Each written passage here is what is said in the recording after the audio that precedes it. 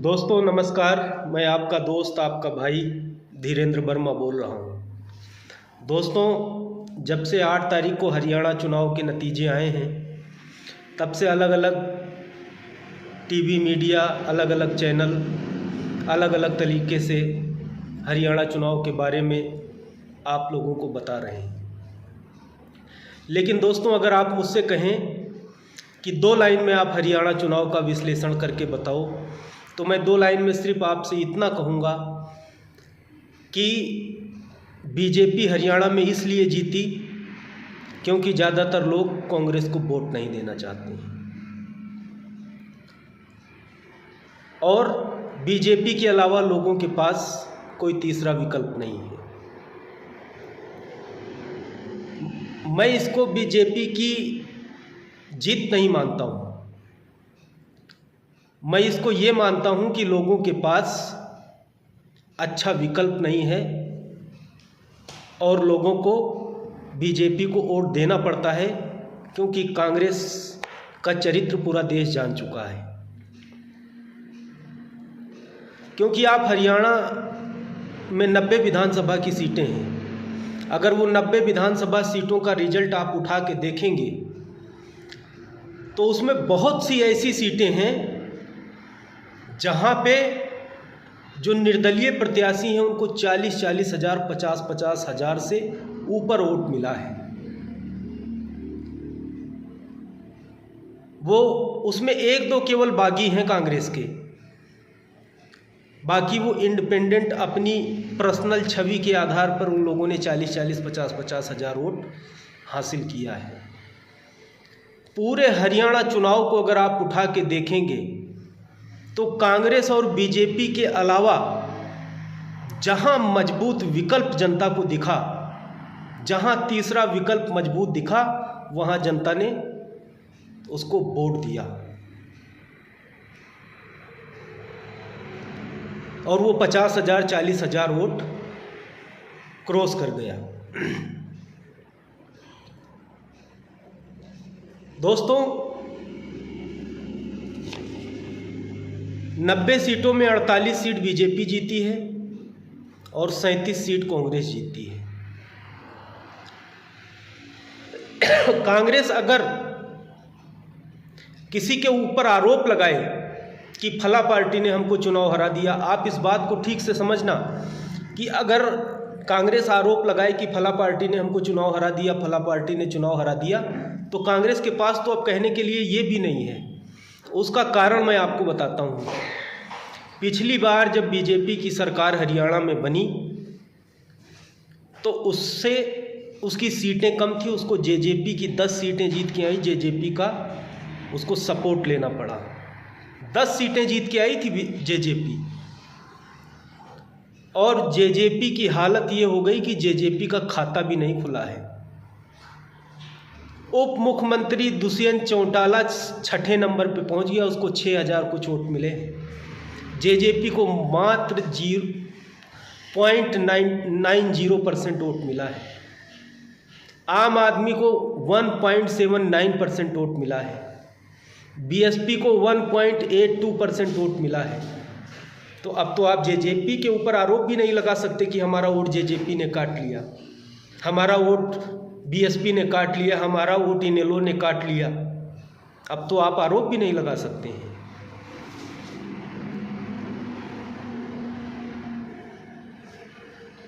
जो हरियाणा में बीजेपी की जीत हुई है उस जीत की पूरी जिम्मेदारी कांग्रेस पार्टी की है। क्यों है कि कांग्रेस में अब दम नहीं बचा है बीजेपी को हराने का। –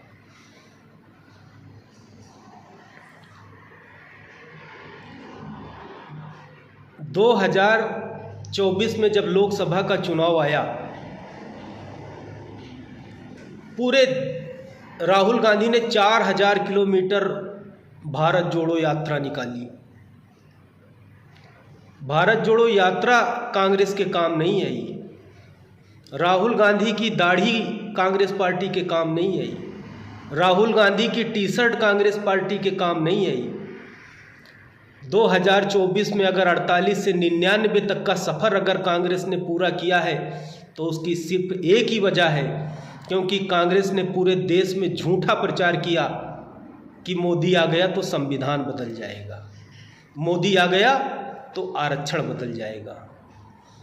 48 से 99 तक कांग्रेस पार्टी को संविधान ने पहुंचाया, वरना कांग्रेस पार्टी अगर ये संविधान का मुद्दा नहीं होता ना तो 48 जो पिछली बार सीटें आई थी 2019 में, वो 20 सीटों से ऊपर नहीं जा पाती कांग्रेस। लेकिन ये तो संविधान की देन है कि 48 से 99 पे पहुंच गई कांग्रेस। दूसरी बात, 2024 के चुनाव के बाद संविधान में आस्था रखने वाले लोगों को पता चल गया कि कांग्रेस तो केवल बेवकूफ बना रही थी। दोस्तों, मुझसे लोग कहते हैं कि आप कांग्रेस के बारे में ज़्यादा बोलते हैं, बीजेपी के बारे में कम बोलते हैं। अरे मैं भी बीजेपी को हराना चाहता हूँ, लेकिन मेरी तो उतनी औकात नहीं है कि मैं बीजेपी को हरा दूँ। जो सामने आके लड़ रहा है, जो सेना का नेतृत्व कर रहा है, उस सेनापति की जिम्मेदारी है सामने वाली सेना को हराना। उसकी स्ट्रेटजी क्या है, उसकी प्लानिंग क्या है, उसका मैनेजमेंट क्या है, उसका दूसरी पार्टियों के प्रति समर्थन क्या है, ये उसको तय करना है। धीरेंद्र वर्मा को थोड़ी तय करना है।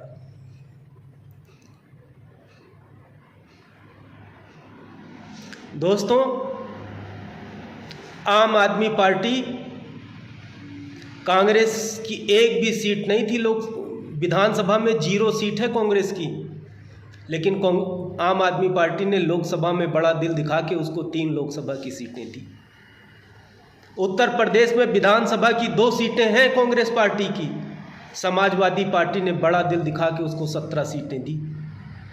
लेकिन हरियाणा में कांग्रेस ने ना आम आदमी पार्टी को 1 सीट दिया, न किसी अपने सहयोगी संगठन के लोगों से बात किया, न किसी दूसरी पार्टी के लोगों से बात किया कि हमको बीजेपी को हराना है। ठीक है, आओ हम लोग ये गिले शिकवे बोलकर थोड़ा आगे पीछे करके कंप्रोमाइज करके एक साथ होकर चुनाव लड़ें और बीजेपी को हराएं। लेकिन कांग्रेस बीजेपी को हराना नहीं चाहती है। कांग्रेस इस देश की जो छोटी छोटी जो पार्टियां हैं, जो छोटे छोटे लीडर्स हैं अलग अलग कॉर्नर में, उनको ख़त्म करने में लगी है, ताकि बीजेपी के अलावा लोगों के पास कोई दूसरा विकल्प ना रहे और मजबूरी में मुझे वोट देना पड़े। अरे कांग्रेसियों, लोगों के पास बीजेपी का विकल्प नहीं था हरियाणा में, लेकिन तुमको वोट देने की बजाय लोगों ने दोबारा बीजेपी को वोट देना मुनासिब समझा, लेकिन कांग्रेस पार्टी को वोट देना मुनासिब नहीं समझा। क्या कहते हैं, जाट जो है वोट नहीं दिया, दलित वोट नहीं दिया, इसलिए कांग्रेस हार गई। अरे जाट बावड़ा है क्या? अरे दलित तो ठीक है, आपके बहकावे में आ जाता है, आपके झूठ में फंस जाता है और राजस्थान, मध्य प्रदेश, छत्तीसगढ़ जाके झूठ बोल के आप वोट ले लेते हो। लेकिन जाट पागल थोड़ी है, जाट के अंदर राजनीतिक समझ है। जाट किसी पार्टी को वोट नहीं देता है। अगर कोई पार्टी इस गलत फहमी में बैठी है कि जाट हमारा वोटर है, जाट हमारा वोटर है, जाट हमारा वोटर है, तो उसको राजनीतिक समझ नाम की कोई चीज़ नहीं है। जाट समाज के व्यक्ति, जाट समाज का वोटर इतना जागरूक वोटर है कि वो अपने राजनीतिक, सामाजिक, आर्थिक हितों को ध्यान में रखकर जो पार्टी उसके विकास में योगदान देती है, जो उसको हिस्सेदारी देती है, उस पार्टी को जाट समाज वोट देता है। अगर कांग्रेस मुखालते में है, IND JJP मुखालते में है कि हम जाट हैं, जाट हमारा वोटर है, सब गलत फहमी है मेरे भाई। इस देश के अंदर जो मैंने 15-20 साल के राजनीतिक अनुभव में सीखा है, मैंने जाटों से सीखा है कि राजनीतिक समझ क्या होती है।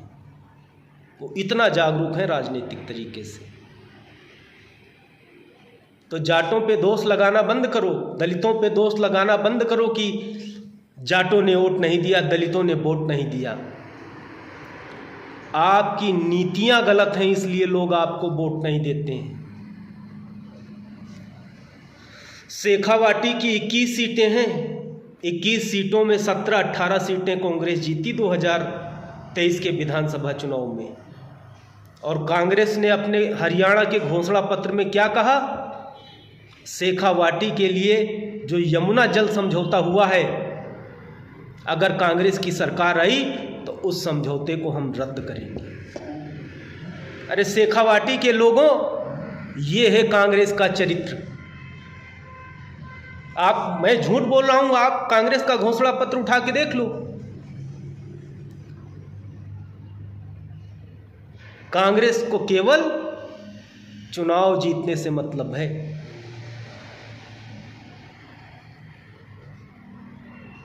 कांग्रेस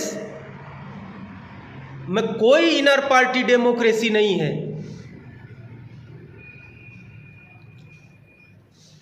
इसलिए कांग्रेस जीता हुआ चुनाव हारी है। और ये जो 39.9% वोट मिल गया ना, ये भूल से मिला है। आप देख लेना, अभी हरियाणा झारखंड, महाराष्ट्र का चुनाव आ रहा है, देख लेना आप क्या होगा। तीनों जगह हारेगी कांग्रेस। क्यों? क्योंकि कांग्रेस फिर वहीं जाके रायता फैलाएगी और सहयोगियों का साथ नहीं लेगी। और जब कोई तीसरी ताकत अपने हक अधिकार की बात करती है, अपने मुद्दों की बात करती है, अपने पॉलिटिकल रिप्रेजेंटेशन की बात करती है, चुनाव लड़ती है, तो ये कांग्रेस के लोग क्या कहते हैं? ये बीजेपी का एजेंट है, बीजेपी ने इसको पैसा दिया है। अरे ओवैसी की पार्टी नहीं लड़ी हरियाणा में, हनुमान बेनीवाल की पार्टी नहीं लड़ी हरियाणा में, बाप पार्टी नहीं लड़ी हरियाणा में, शिवसेना नहीं लड़ी हरियाणा में। कैसे हार गए बाबू आप? धीरेंद्र वर्मा नहीं लड़ा हरियाणा में, कैसे हार गए बाबू आप? अरे मैं तो छोटा सा आदमी हूं, मेरी तो कोई औकात नहीं है। मैं तो एक गरीब परिवार से निकला हुआ आदमी, पार्टी बना के किसी तरीके से इस गरीब, शोषित, पीड़ित, वंचित लोगों की आवाज़ उठा रहा हूं।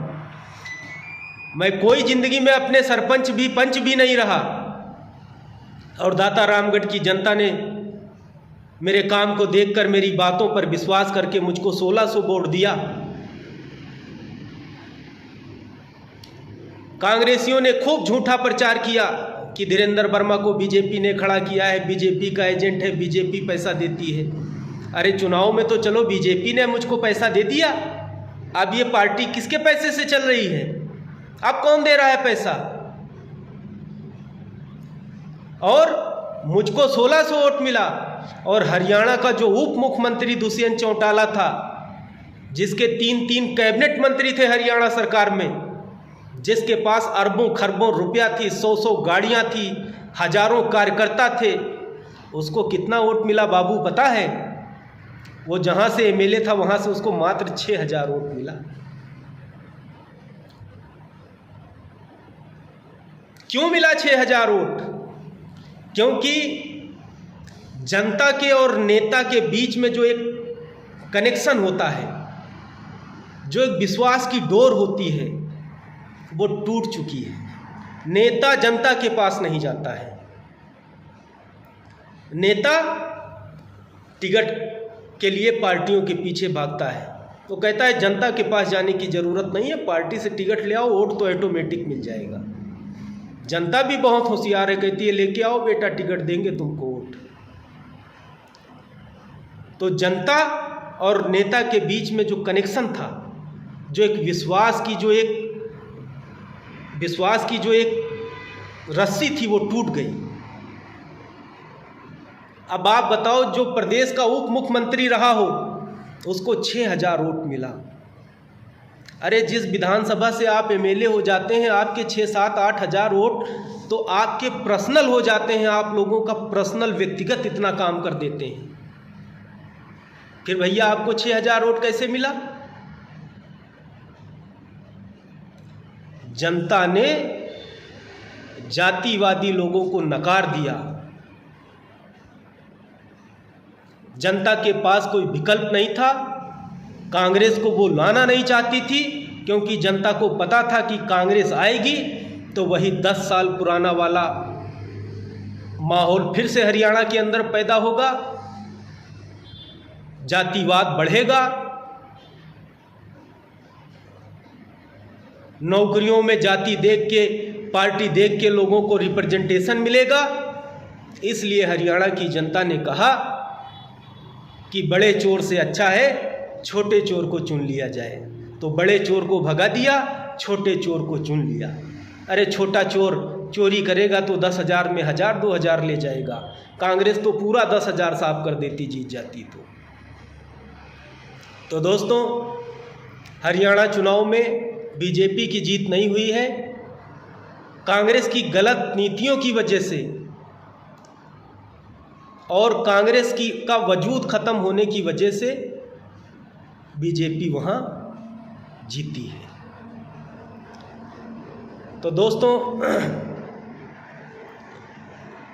राजस्थान में भी ये चक्र टूटेगा, आप देख लेना, क्योंकि अशोक गहलोत और वसुंधरा राजे का जो सिंडिकेट था ना, वो टूट चुका है। ठीक है, ये दोनों जो चोर चोर मिलके आपस में एक बार तुम मलाई खाओ एक बार हम मलाई खाएं, ये टूट चुका है। अब राजस्थान में वसुंधरा का दौर खत्म हो चुका है और इस बार अगर कांग्रेस चाहेगी दिल से तो हारेगी बीजेपी, और कांग्रेस अपने घमंड में चूर रहेगी तो राजस्थान में भी इतिहास टूटेगा 2028 में। आप बताओ, आप देख लो, ये ऐसी ऐसी सीटें हैं। मैंने पूरा चुनाव आयोग, ये तो बेचारी विनेश फोगाट किसी तरीके से 6,015 वोटों से जीत गई, उसका लोगों ने मान सम्मान रख लिया, वरना इन्होंने खिलाड़ियों की भी ऐसी तैसी कर देनी थी, विनेश फोगाट का भी नाम खराब कर देना था। तो यही मेरा विचार था, मैंने सोचा आप लोगों के सामने बात करूं। तो आप लोगों का बहुत बहुत धन्यवाद, नमस्कार। मिलेंगे फिर किसी अगली सूचना के साथ, तब तक आप लोग अपना ध्यान रखें।